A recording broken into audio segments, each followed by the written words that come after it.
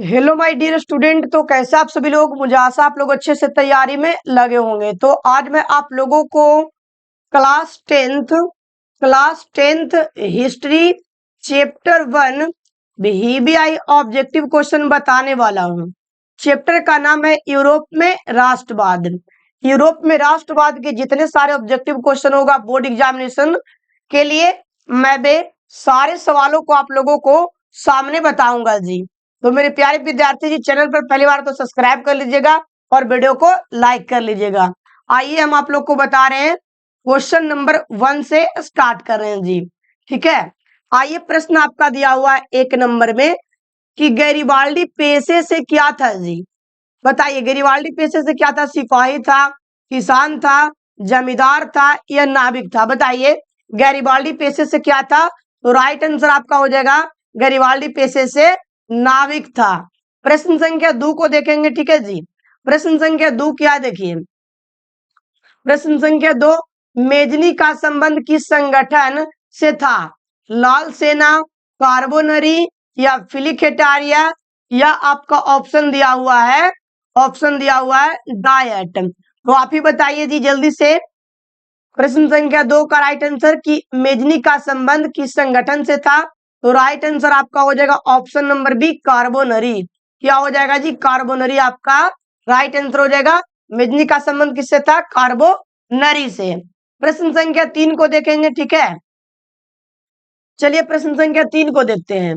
प्रश्न संख्या 3 दिया हुआ है, काउंट काबूर को विक्टर इमैनुअल ने किस पद पर नियुक्ति किया था? बताइए काउंट काबूर को विक्टर इमैनुअल ने किस पद पर नियुक्ति किया था? बताइए ऑप्शन, सेनापति या फ्रांस में राजदूत या प्रधानमंत्री या गृह मंत्री। काउंट काबूर को विक्टर इमैनुअल ने किस पद पर नियुक्ति किया था मेरे प्यारे विद्यार्थी जी? तो राइट आंसर आपका हो जाएगा ऑप्शन नंबर सी, प्रधानमंत्री।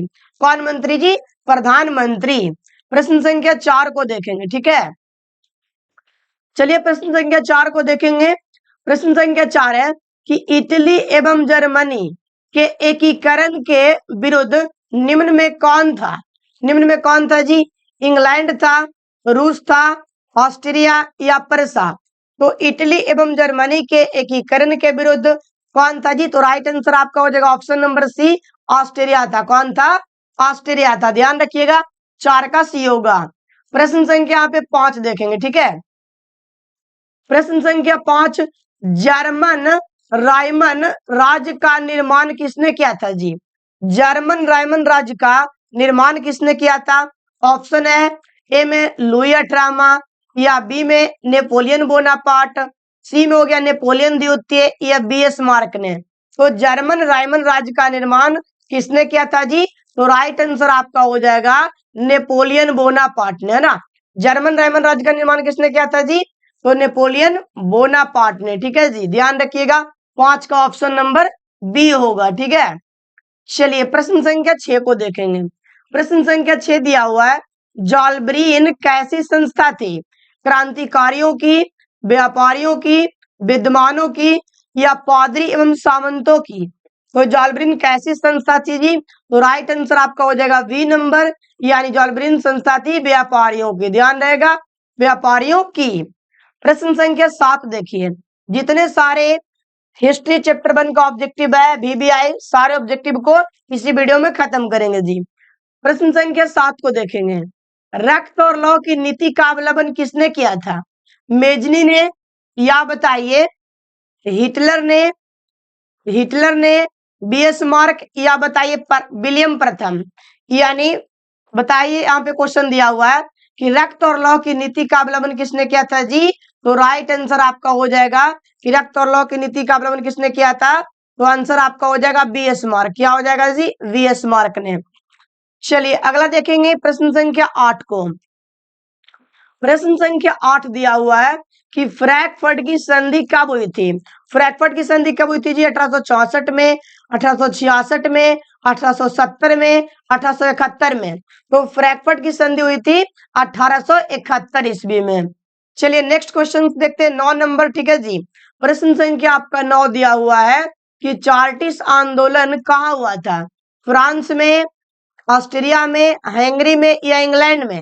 तो चार्टिस्ट आंदोलन कहाँ हुआ था जी? तो आपका आंसर हो जाएगा इंग्लैंड में। कहा जी? इंग्लैंड में। प्रश्न संख्या 10 नंबर देखेंगे। प्रश्न संख्या 10 क्या है जी? देखिए प्रश्न संख्या 10 दिया हुआ है कि एड्रियानोपुल की संधि कब हुई थी? 1828 में, 1829 में, 1830, 1831। एड्रियानोपुल की संधि कब हुई थी? तो राइट आंसर आपका हो जाएगा ऑप्शन नंबर बी 1829 में हो जाएगा। कब? 1829 में। प्रश्न संख्या 11 देखेंगे। चलिए प्रश्न संख्या 11 को देखिए। यूरोप वासियों के लिए किस देश का साहित्य एवं ज्ञान विज्ञान प्रेरणा स्रोत रहा है जी? बताइए यूरोप वासियों के लिए किस देश का साहित्य एवं ज्ञान विज्ञान प्रेरणा स्रोत रहा है? तो ऑप्शन देखिए जर्मनी का, यूनान का, तुर्की या इंग्लैंड। तो राइट आंसर आपका हो जाएगा यूनान का। ठीक है जी, किसका? यूनान का। प्रश्न संख्या 12 को देखेंगे। ठीक है, चलिए 12 नंबर देखेंगे प्रश्न संख्या को कि यूरोप वासियों के लिए किस देश का साहित्य एवं ज्ञान विज्ञान प्रेरणा स्रोत रहा है? जर्मनी का, यूनान का, तुर्की या इंग्लैंड का। तो राइट आंसर आपका हो जाएगा यूनान का। ठीक है जी, तो आप लोग लास्ट में जरूर बताइएगा कि आपको कितना ऑब्जेक्टिव सही हुआ है जो। ठीक है जी, चलिए प्रश्न संख्या 13 को देखेंगे। प्रश्न संख्या 13 है कि युवा इटली संघ की स्थापना का विकास किसने किया? युवा इटली संस्था का विकास किसने? मेजनी ने, कॉन्टकाबूर, गैरीबाल्डी, बीएस मार्क। तो राइट आंसर आपका हो जाएगा मेजनी ने। क्या जी? मेजनी ने। चलिए प्रश्न संख्या 14 को देखेंगे जी कि 14 नंबर क्या है कि हैंगरी की भाषा क्या थी जी? बताइए इतालवी या आपका ऑप्शन दिया हुआ है मैग्यार या पॉलिश या फ्रेंच। तो हैंगरी की भाषा क्या था जी? तो ऑप्शन हो जाएगा मैग्यार। चलिए प्रश्न संख्या 15 को देखते हैं। बहुत अच्छा प्रश्न है जी, एकदम बोर्ड एग्जाम वाला।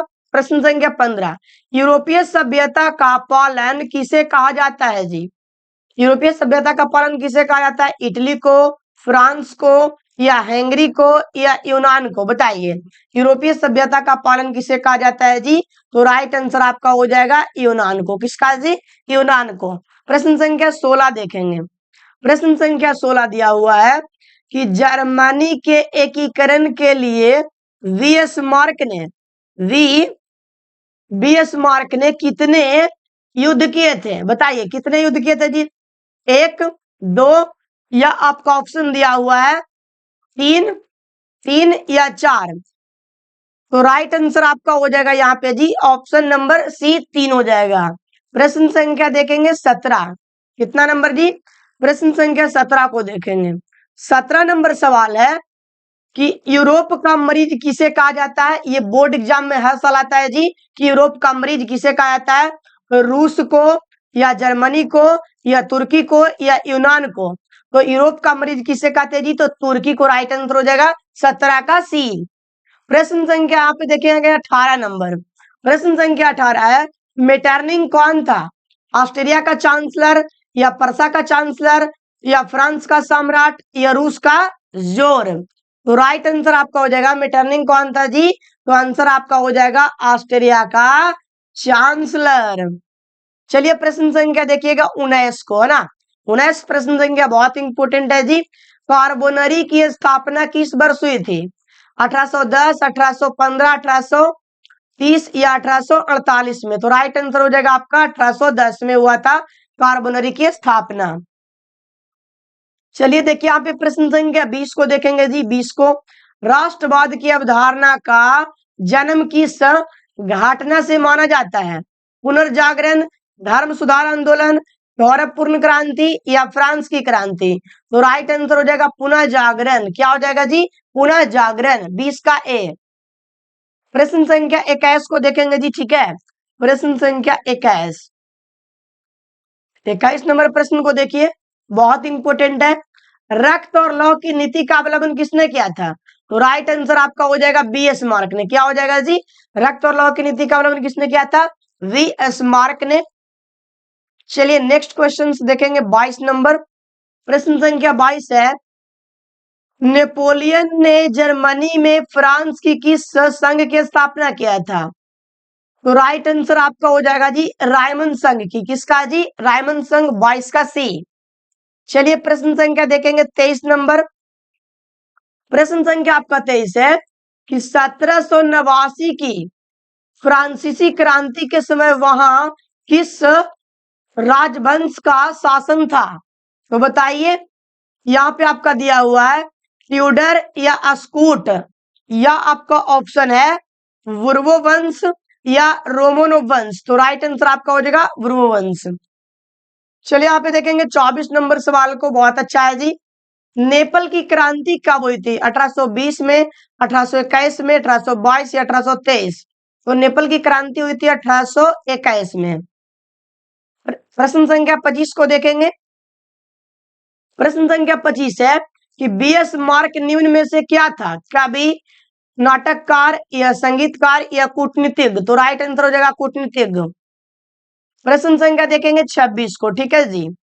प्रश्न संख्या 26 दिया हुआ है कि नेपोलियन संहिता किस वर्ष लागू हुआ था? 1789, 1791 या 1801 या 1804? तो राइट आंसर हो जाएगा आपका 1804 में।